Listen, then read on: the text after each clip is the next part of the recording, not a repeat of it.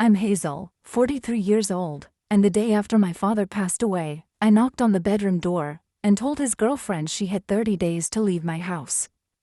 My fingers were trembling, but not from grief, from the weight of what I was about to do. The smell of fresh flowers from yesterday's service still clung to the air, mixed with the faint scent of my father's cologne. Behind that door, she was sitting, sipping her coffee, probably scrolling through her phone like nothing had changed. But everything had changed. My father was gone, and with him, any illusion that this house was hers. I raised my hand and knocked. There was a pause, then a muffled, "Yes?" I pushed the door open just enough to see her. She was perched at the edge of the bed, wearing one of my father's old sweatshirts like it belonged to her, her long silver hair pulled into a messy bun. Her eyes flicked up from her phone, and she smiled. The kind of smile you'd give someone when you think they're here to check on you. But I wasn't here to check on her. "I need to talk to you," I said, keeping my voice calm.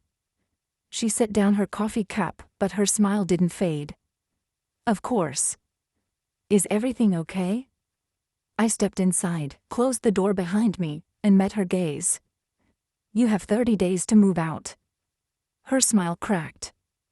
For a second, she just stared at me, like she wasn't sure she'd heard me right. Then she blinked, slowly, and her face shifted, confusion, disbelief, and something darker lurking beneath. What?" she whispered. "You have 30 days, I repeated. I'll give you more time if you need it, but you need to start making arrangements now." The silence that followed was heavy, almost suffocating. She leaned back slightly, as if trying to put distance between us without actually moving. "Hazel," she said slowly, her voice soft but shaking, "your father wanted me here. He told me I'd always have a place." I swallowed hard. "He wanted you to be safe. He never promised you this house. It's not yours. It never was." Her lips parted like she was going to argue, but no words came out. I could see her replaying every conversation she'd ever had with him, searching for some proof that he'd meant otherwise. Finally, she looked away, her fingers curling tightly around the edge of the bedspread. "I sold my house to be here," she murmured. "I don't have anywhere else to go." I took a deep breath, steadying myself. "I'm not putting you out on the street. I'll help you figure out where to go. I'll even pay for movers if you need it. But this," I glanced around the room, at the furniture that had been my mother's, the pictures my father had hung decades ago. "This isn't yours to keep." When I stepped out of that room, my heart was pounding so hard I could hear it in my ears. I didn't slam the door. I didn't shout. But my hands wouldn't stop shaking. Because no matter how calm I sounded, the truth was, this moment had been building for a long time. And if I'm being honest, it didn't start the day my father died. It started the day she moved in. People talk about home like it's just four walls and a roof. But for me, this house was more than that. It was the place I took my first steps in, the place I slammed my bedroom door during teenage fights, the place where the smell of my mother's Sunday roast still lingers in my memory like it was yesterday. When my parents divorced, my mom moved into a smaller apartment, and I stayed with my dad most of the time. He wasn't a perfect father, he could be stubborn, set in his ways, even gruff, but he was steady. Unshakable. And this house was his anchor. By the time I was in my 20s, he'd told me more than once, "Hazel, one day this will be yours." It wasn't said like a promise to spoil me, it was practical. He made it clear in his will, I'd inherit the house, but whatever I decided to do with it, the money would be split evenly with my two brothers, Greg and Daniel. He didn't want fighting. He wanted things fair. Greg, my older brother, is 48 now. Always the businessman, sharp with numbers and quicker with opinions. He's not the warm and fuzzy type, but he's reliable, except when it comes to people he doesn't like. And Daniel, my younger brother by a year, is the peacekeeper. He sees the good in everyone, even when it's buried under layers of selfishness. When Dad started dating her, Margaret, about 4 years ago, the reactions were split right down the middle. Greg didn't trust her from day one. Daniel, on the other hand, welcomed her like she was already family. At first, I didn't have much of an opinion. She was polite enough, always smiling, bringing baked goods to family dinners. She seemed to make my dad happy, and that was what mattered to me. But something shifted the moment she sold her own home in another state and moved in here. I still remember the day I found out. Dad called me to chat, which was his way of warming me up for news I probably wouldn't like. He said she wanted to be closer, that she was tired of the distance. I asked, what about her house? He replied casually, she's selling it. That was the first red flag. She had family back in her hometown, but none here. Which meant, if anything happened to my dad, she'd have nowhere else to go. And that worried me. So one afternoon, I asked him straight out, Dad, what happens if you go first? Where will she go? He sighed, like he'd been expecting the question. I'd hope you and your brothers would let her stay until she's ready to leave. She's got nowhere else. I remember feeling my stomach tighten. For how long? I asked. He shrugged. Until she figures things out. That was his hope. But hope isn't a plan. And my father, the man who wrote down every detail of his estate to keep peace in the family, was suddenly leaving a giant, messy question mark for us to deal with. I didn't answer him right away. I just nodded, because arguing with him while he was smiling about her wasn't going to change anything. But inside, I knew I couldn't agree to that, not in the way he wanted. She wasn't my stepmother. They weren't married. She had no legal claim to the house. And as much as I didn't want to see anyone homeless, I wasn't going to let my inheritance, my father's legacy, turn into a long-term boarding house for a woman I barely knew. The truth is, that conversation planted a seed. I started watching her differently. Not suspiciously, but cautiously.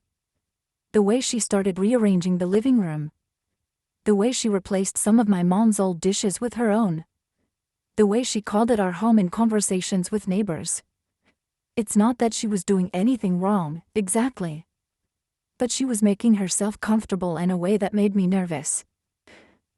And as the years passed, and my father's health started to falter, that nervousness turned into something heavier, a quiet determination. I promised myself, when the time came, I'd help her land on her feet, but I would not give her the house. I owed my father fairness to all of us, not favoritism to her. I didn't know then how soon I'd have to keep that promise. The day Margaret officially moved in is burned into my memory, not because of some big, dramatic scene, but because of how quietly it happened. It was a Tuesday morning in late spring. I stopped by to drop off some groceries for my dad, and when I walked into the living room, there were cardboard boxes stacked against the wall. The kind you'd get from U-Haul, labeled in thick black marker, kitchen, clothes, books. I froze in the doorway. What's all this? Oh, she said brightly, appearing from the hallway in yoga pants and a t-shirt. These are just my things. I'll be unpacking over the next few days. My things. I looked over at my dad, who was sitting in his recliner like this was the most normal thing in the world. He didn't even seem to notice my confusion. You're moving in? I asked slowly. Margaret smiled like it was already common knowledge. Well, yes. We talked about it for a while. It just makes sense. I've sold my place back home, too much upkeep for me alone, and this way we can be together full-time. I wanted to say, but this isn't her home. Instead, I just nodded and forced a polite smile. I see. But inside? I didn't see. Not at all. Over the next few weeks, I started noticing little changes. At first, it was subtle, her throw pillows on the couch, her decorative bowls on the kitchen counter. Then it was more permanent. She took down a framed family photo of me and my brothers in the hallway and replaced it with a painting she'd brought from her old house. I said nothing, but every time I walked past that empty space where our photo had been, I felt a flicker of anger. One Saturday, I came over to find she had reorganized the kitchen. My mother's old set of china, the one Dad had kept in the glass cabinet for decades, was now boxed up in the garage, replaced with her own dishes. "Where's the china set?" I asked. "Oh, it was just taking up space," she said casually, rinsing a mug in the sink. "I thought it'd be easier to use mine." Easier for her, maybe? Not for me. Not for the memory of my mother that my father had quietly kept alive through small things like that. Greg noticed, too. He called me one evening after visiting Dad. "She's making herself at home, huh?" he said, his voice dripping with irritation. "Mark my words, Hazel, she's setting up for the long haul." Daniel, of course, saw it differently. "She's just making the place more comfortable for Dad," he said. "She's here to help, not take over." I wanted to believe him. I wanted to think I was being overly protective. But the truth was, every new piece of her that replaced a piece of my family's history felt like a small invasion. Then came the conversation that solidified my fears. It was late one evening, and I'd stopped by to drop off Dad's prescriptions. Margaret had gone to bed early, and I found my father sitting at the kitchen table with a cup of tea. "Dad," I said, sitting across from him, "I need to ask you something. About the house." He gave me a tired smile. "What about it? If something happens to you, what's the plan for Margaret?" He took a sip of tea, his gaze steady. "I'd like for you and your brothers to let her stay here until she's ready to move on. She's got nowhere else to go." My chest tightened. "For how long?" "Until she can get back on her feet. I don't want her worrying about where she'll live while she's grieving." I looked down at my hands. "But Dad, the house." "I know," he interrupted gently. "It's yours. It'll always be yours. I've made that clear in the will. But I'm asking you for this, just compassion." I didn't answer right away. Part of me felt guilty for even questioning it. He was looking at me like this was his dying wish, and I couldn't bring myself to tell him I wasn't sure I could do it. So I nodded. But in my mind, I made a different promise. I'd help her get somewhere safe, but I would not let her settle here indefinitely. I owed my father fairness to all his children, not discomfort to the woman who'd been here for a fraction of my life. From that night on, the clock in my head started ticking. Not because I wanted my father gone, God, no, but because I knew the day was coming when I'd have to make a choice. And when that day came, I'd have to be ready. When you love someone who's getting older and sicker, you learn to live in two realities at once. One is the present, where you cling to every ordinary moment, every laugh, every cup of tea at the kitchen table. The other is the future, the one where you know you'll have to say goodbye, and you start making decisions you don't want to make. For me, those two realities collided every time I visited my father after Margaret moved in. On the surface, life went on.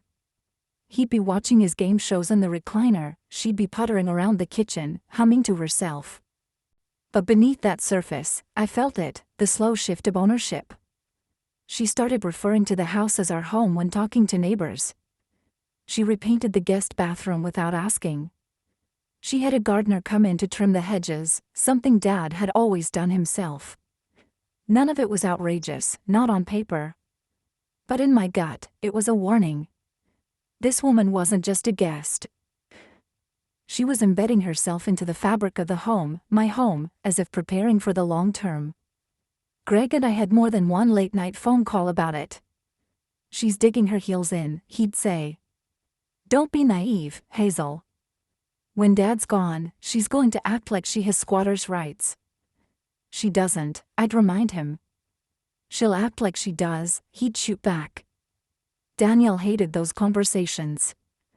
"You're talking about Dad's partner like she's some kind of con artist," he said once, his voice tight. "She's here for him, not the house." "Maybe," I told him. "But the day will come when it's not about him anymore. And then it'll be about the house." I wasn't preparing for that day because I wanted to. I was preparing because I had to.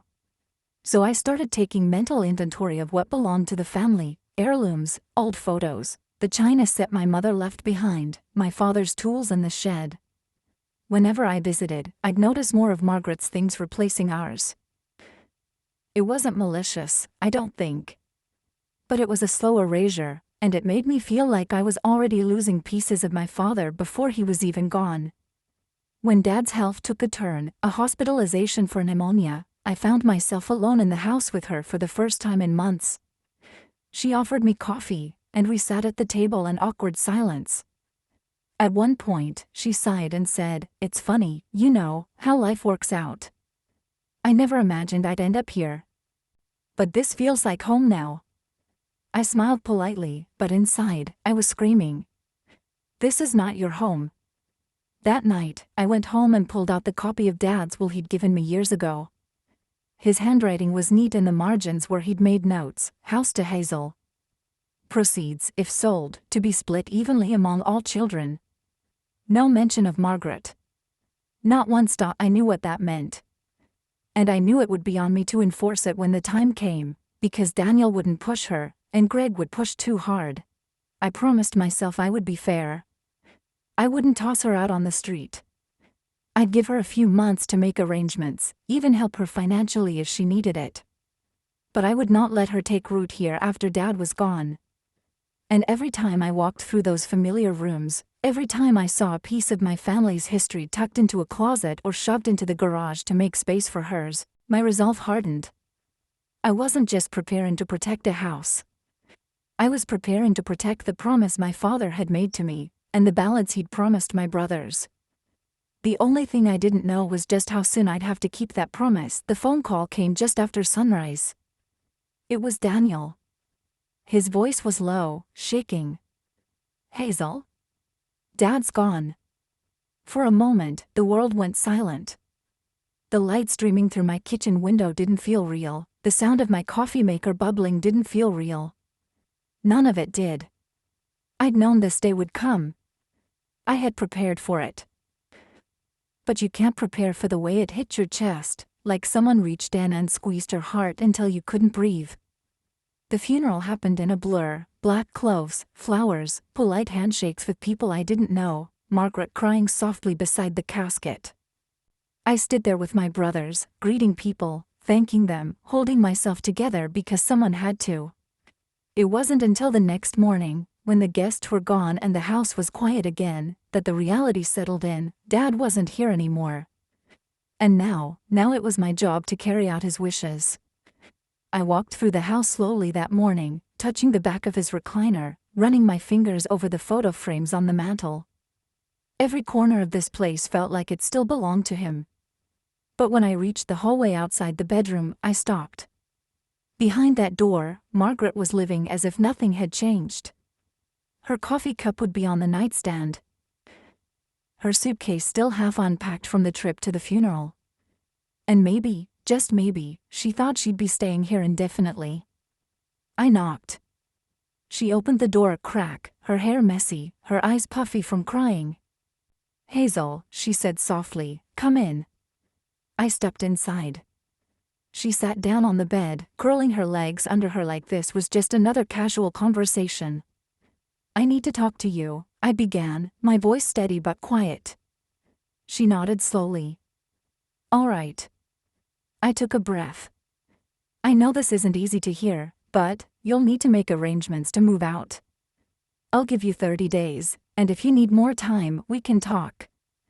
But the house it's mine now." The words hung in the air between us. Her eyes widened. "You can't be serious. Your father wanted me here. He told me so." I shook my head. "He wanted you safe. He wanted you cared for. But he never promised you this house. His will is clear, it goes to me, and if I sell it, the proceeds are split between my brothers and me. That's what he wanted." She set her coffee down with a sharp clink. "I sold my house to be here, Hazel. I left everything. Where am I supposed to go?" I swallowed the lump in my throat. "I'm not leaving you without options. I'll help you find a place. I'll pay for movers. If you want to buy the house, I'm open to that conversation. But staying here permanently isn't part of the deal." Her face changed, disbelief giving way to anger. So you're just throwing me out? After I took care of him? I met her eyes, holding her gaze. I'm honoring what he wrote down. What he promised to his children. This isn't about throwing you out, it's about keeping that promise. She didn't reply. She just turned her head away, staring out the window as if I wasn't even there anymore. I left the room without slamming the door, but my hands were shaking. Not because I doubted myself, but because I knew this was only the beginning. She wasn't going to make it easy. And I was going to have to stand firm, no matter how much guilt she tried to pile on me. The day Margaret finally left was quieter than I expected. I'd spent the weeks after the funeral walking a tightrope between compassion and resolve. We agreed on a 30-day timeline, but she took her time, moving slowly, packing up memories and belongings that had been here less than 2 years but somehow felt like they'd lived in every corner. I didn't stand at the doorway to watch her go. That wasn't how I wanted this to end, not with bitterness or spectacle. Instead, I sat in the living room, the sun warming my face through the window, and listened to the soft hum of the moving truck outside as it pulled away. For a long moment, I just sat there. She wasn't the villain of this story. She was a woman who fell in love with my father late in his life and who lost him just as suddenly. I didn't hate her, I pitied her, in a way. But I couldn't let her rewrite a history that wasn't hers to change. This house held more than furniture or walls. It held memories. My mother's laughter echoing down the stairs, my father's worn armchair by the fireplace, the countless holidays we celebrated as a family. I thought about the first time Dad told me, "Hazel, this house will be yours." Those words felt like a promise, a foundation, and I wasn't about to let them crumble. In the weeks after Margaret left, I started going through the house room by room, unpacking boxes I hadn't touched since I was a child. I found my old school art projects, the baseball trophies Dad proudly displayed, and photographs that captured moments frozen in time. I invited Greg and Daniel over one afternoon. We sat around the kitchen table, cups of coffee in hand, and talked about selling the house. It wasn't a decision I wanted to make lightly, but after everything, it felt right to honor Dad's wishes and keep things fair. We split it evenly, I said. Just like Dad wanted. Greg nodded. Fair and square. Daniel smiled. Feels like we're keeping the peace. That night, I stood in the empty living room, the house quiet but alive with echoes. I knew the next chapter of this house's story was just beginning, but it would be written by us, not by someone who never belonged here. People might say I was heartless. That I didn't show enough kindness to the woman who loved my father at the end of his life. But I know my dad would have seen it differently. Because I kept the promise, to him, to myself, and to the home that built me.